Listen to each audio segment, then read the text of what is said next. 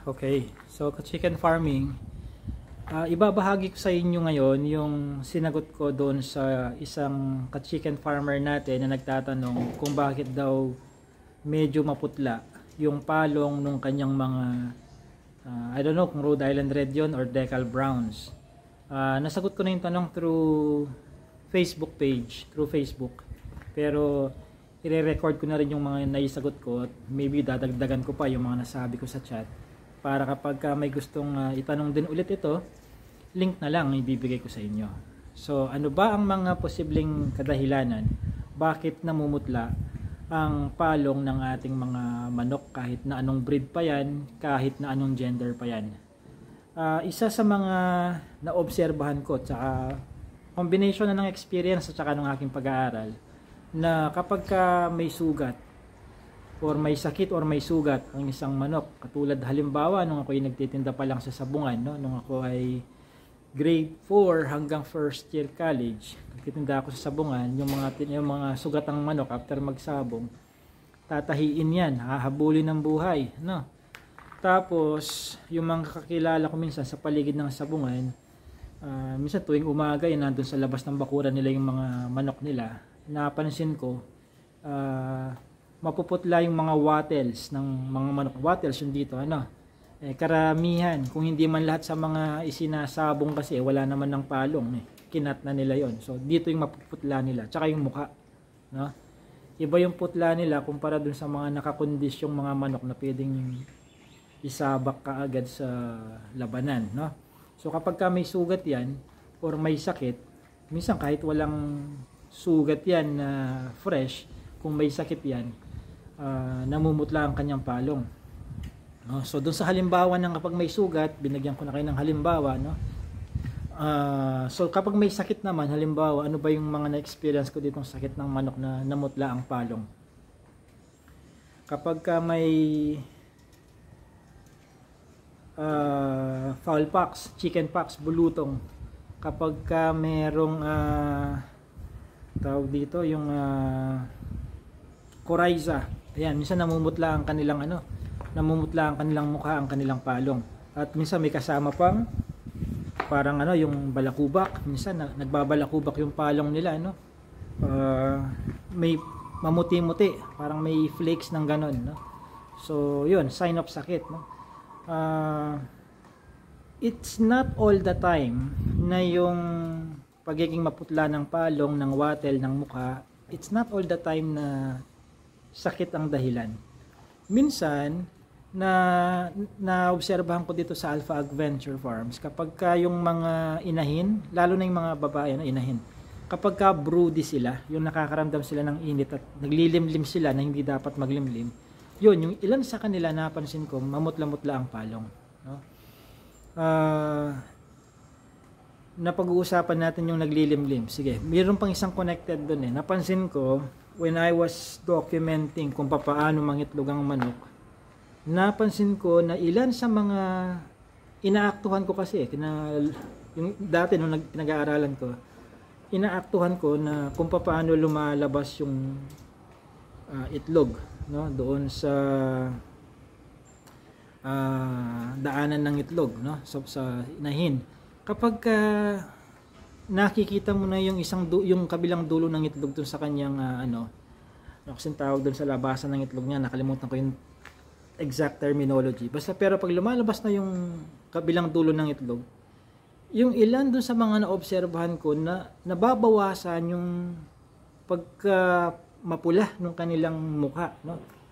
At ang nagiging mas matingkad ang pagkapula ay yung balat doon sa labasan ng itlog, no? Doon sa vent nila, yun, that's the term. Doon sa kanilang vent, no? Yun ang nagiging malarosas ang pagkapula. Now, pagkalabas ng itlog, palipas ka lang ng mga 1-3 minuto, bumabalik sa dating kulay, no? Yung hindi naman siya totally maputla, pero mapapansin mo talagang matatanggal yung, alam mo yung pula na parang kinurot or pinagpipitik-pitik na ganyan sa balat mo. So ganun ang pagkapula niya kapag palabas na yung itlog. Tapos namumutla-mutla yung mukha niya, no? So yan ang mga ilang senaryo kung kailan at bakit namumutla ang palong, ang mukha, ang wattles ng mga manok natin Ano pa? Sign of anemia, no? Pwedeng may internal at saka external parasite ang manok natin pagka ganon, no? So kaya check natin yung kilikili, yung pitan ng manok, kung marami bang kuto. Kung maraming kuto, external parasite, kailangan paliguan yan with washout shampoo. Pwede kayong bumili kay Alpha Adventure Farms ng washout shampoo, free delivery yun. Pwede ring internal parasite, no? Makikita nyo naman kapag mabulati ang manok, minsan pag dudumihan, may makikita kayong gumagalaw dun sa kanyang dumi.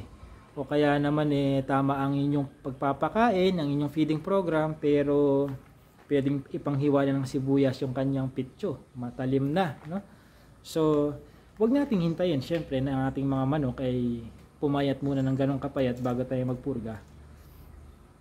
Gawin nating regular, no? Kapag nangingitlog na, ang diskarte ko kasi, dinadalasan ko na lang ang paghahalo ng oriental herbal nutrients sa kanilang drinking water. Imbes na twice a week, ginagawa kong thrice a week na.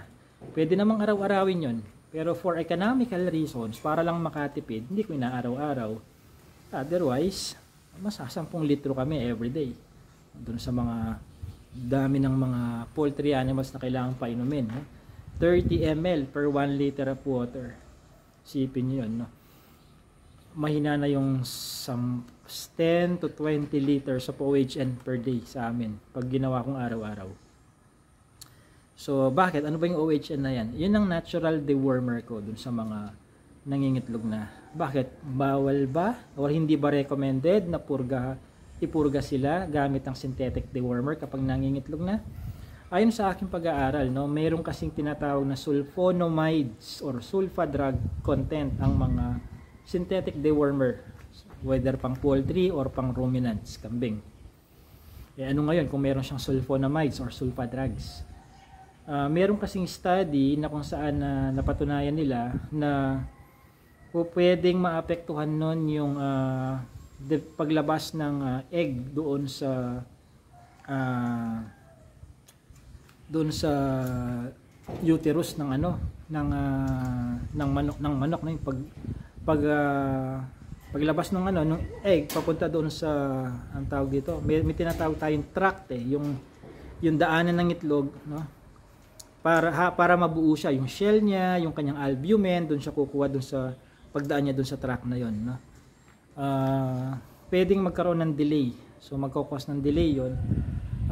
Kaya imbes na isang itlog tayo every 25 to 26 hours, baka instead na 5-6 tayo sa isang linggo, baka 3-4 na lang kapag nagpurga tayo ng synthetic dewormer habang nasa kalakasan sila ng kanilang pangingitlog.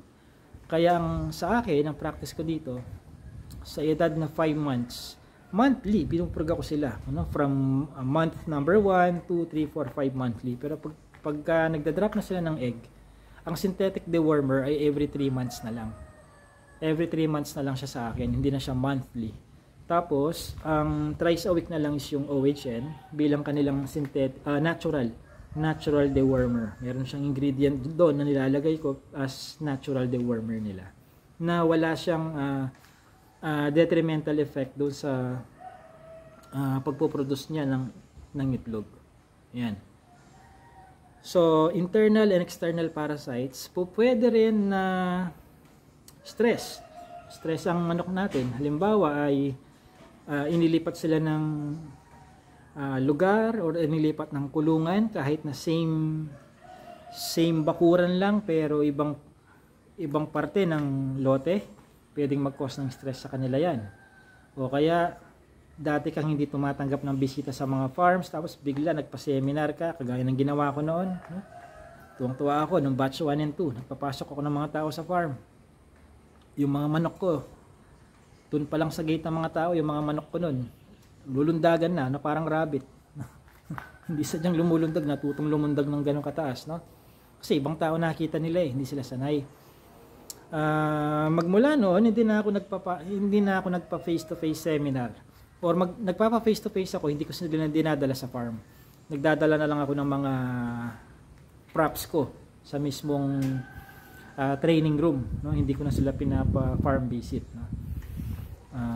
Alam niyo naman, backyard smallhold farmer tayo, so mine-maintain ko yung maliit na pwesto at maliit, relatively small head count, no? Kaya ingat na ingat ako doon, no? Sobrang ingat ako. So kapag na-stress sila, no? Ano ba yung causes of stress? Meron na akong video na ni-record last year pa yata yun, kung ano yung mga possible causes of stress ng manok. Pumunta kayo sa YouTube channel ko. Yan, total nandyan na rin lang kayo sa channel. Punta kayo sa videos, merong search box dyan, search, may magnifying glass.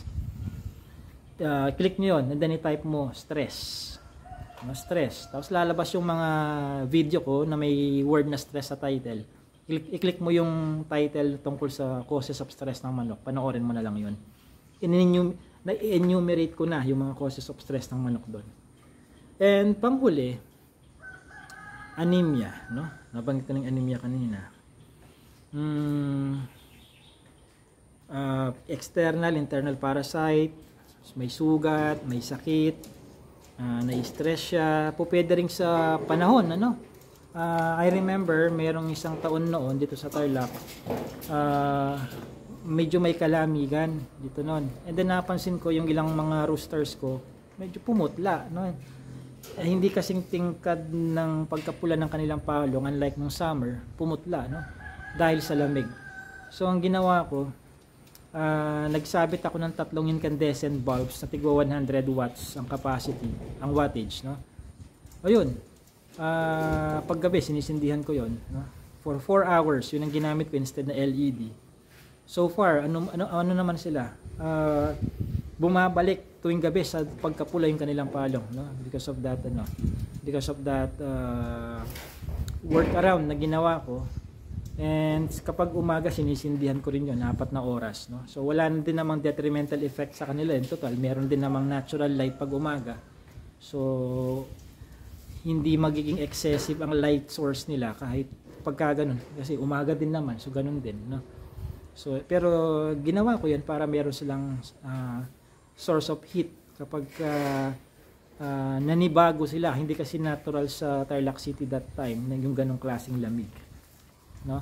So kailangan mabilis ka talagang gumawa ng aksyon kapag ganyan. Hindi po pwede yung pinaabot mo ng 3 days ka muna nag-iisip bago mo niremedyohan. Baka too late na pagka ganun. So ayan, so yan yung mga mangilan-ngilan sa mga dahilan kung bakit maputla ang palong, ang wattle o mukha ng ating mga manok, no? Maaaring hindi lahat ng mga yan ay existing or nangyayari na sabay-sabay, po pwedeng mangilan-ngilan lang or isa lang sa mga yan. So mahalaga na maging observant tayo, hindi lang sa paligid kundi yung mga manok din natin. Sa mga gustong mag-apply as one of the poultry sub-farms ni Alpha Adventure Farms, nandiyan sa description box yung link. Tingnan nyo kung may available slot pa sa inyong region. Kung meron pa, kontakin nyo na ako sa 0917-162-9758 at pag-usapan natin kung papaano ka magbe-benefit dito sa pagiging poultry sub-farm mo. So this has been JC De Guzman of Alpha Adventure Farms.